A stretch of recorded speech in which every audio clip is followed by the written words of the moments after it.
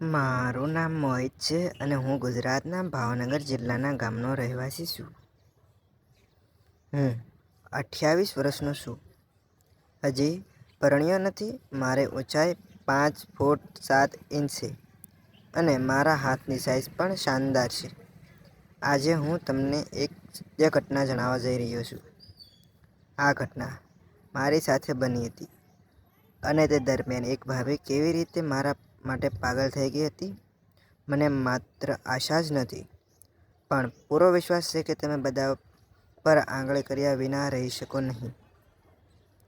તમે બધા મારા દૂધના દીવાના થઈ જશો.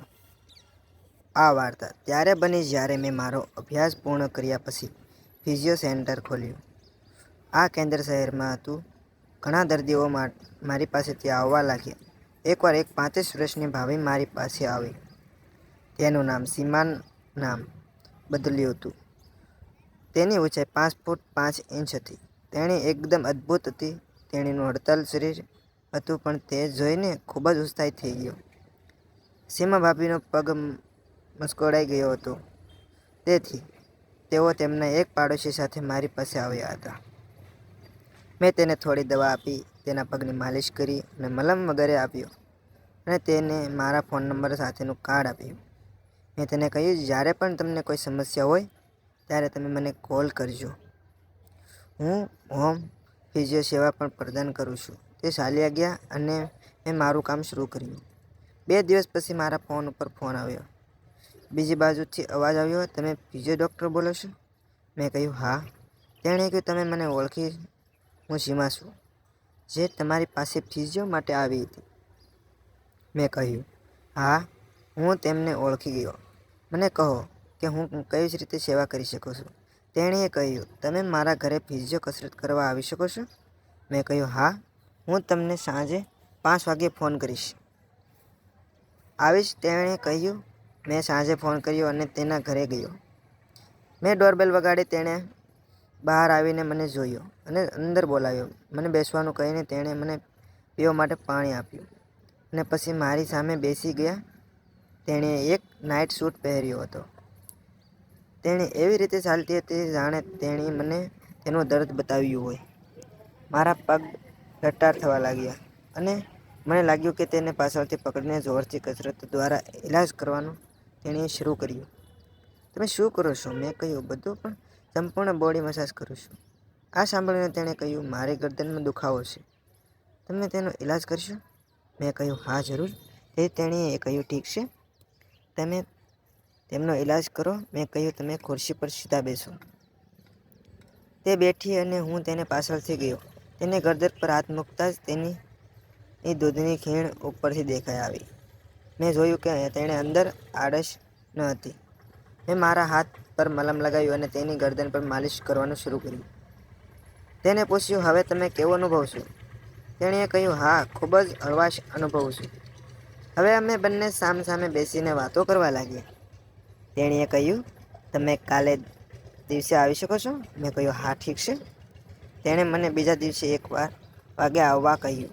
હા પાડી અને હું ચાલ્યો ગયો. બીજા દિવસે હું ગયો ત્યારે તે દરવાજા મારી રાહ જોઈ રહી હતી. તેણે મારી તરફ જોયું અને સ્મિત કર્યું. મેં બંને અંદર આવ્યા. આજે મેં તેને તેના રૂમમાં લઈ ગયો અને કહ્યું, મારા પેટ દુખાવે છે. મેં કહ્યું, ઠીક છે, તમે સૂઈ જાઓ. તેને નીચે સૂઈ ગઈ. તેણીએ હાફ ટી-શર્ટ અને નીચે લેગિંગ્સ પહેરી હતી. તેણી તેની પીઠ પર સૂઈ ગઈ. તેણીએ પૂછ્યા વિના મેં તેની ટી-શર્ટ ઊંચી કરી અને માલિશ કરવાનું શરૂ કર્યું.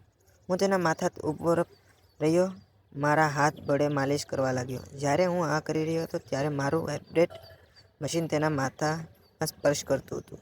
કદાચ તેમાં પણ મજા આવી રહી હોય તેમ જણાયું. પછી તેનો હાથ મારા મશીનને સ્પર્શ્યો અને તેણે કહ્યું, આ શું છે? હું નર્વસ થઈ ગયો અને કહ્યું, કંઈ નહીં, તમને ખબર નથી નહીં પડે. તેણીએ કહ્યું, ના, તે શું છે?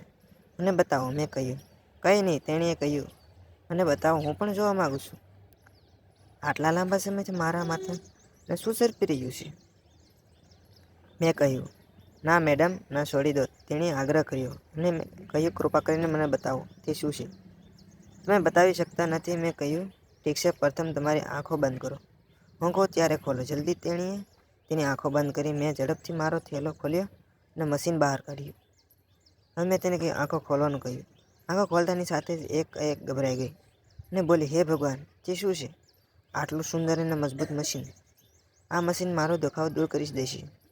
મને ખૂબ ગમ્યું. મેં કહ્યું, તમને કેવી રીતે ગમ્યું? ફક્ત તેને પકડી રાખો અને તેની જુદારી મહેસૂસ કરો. હવે મારી કોઈ ડર ન હતો. મને પૂરી ખાતરી હતી કે આજે હું તેની મશીન દ્વારા સારવાર કરી રહ્યો હતો. તેણીએ ભયભીતપણે મશીનને પકડી રાખ્યું અને પાછળ ધકેલવાનું શરૂ કર્યું. લિક્વિડને કારણે તે સરળતાથી વર્કિંગ કરી રહ્યું હતું. મેં મારી આંખો તરફ જોવા લાગી. તેની આંખોમાં મને કહી રહી હતી કે, ડૉક્ટર સાહેબ, હવે મારાથી દર્દ સહેવાતું નથી. તમે જલ્દીથી આ મશીન દ્વારા મારો ઈલાજ શરૂ કરો અને મારા દર્દમાં રાહત કરો. અને પછી મેં તેમનો ઈલાજ કર્યો. તે જાણવા માટે તમારો બીજો ભાગ સાંભળવો પડશે. અને બીજા ભાગ માટે વિડીયોને લાઈક, ચેનલને સબસ્ક્રાઈબ કરી દો અને નોટિફિકેશન બેલ દબાવવાનું ભૂલતા નહીં. ફરી મળીશું એક નવા વિડીયોમાં. ત્યાં સુધી આવજો. ટાટા બાય બાય મિત્રો.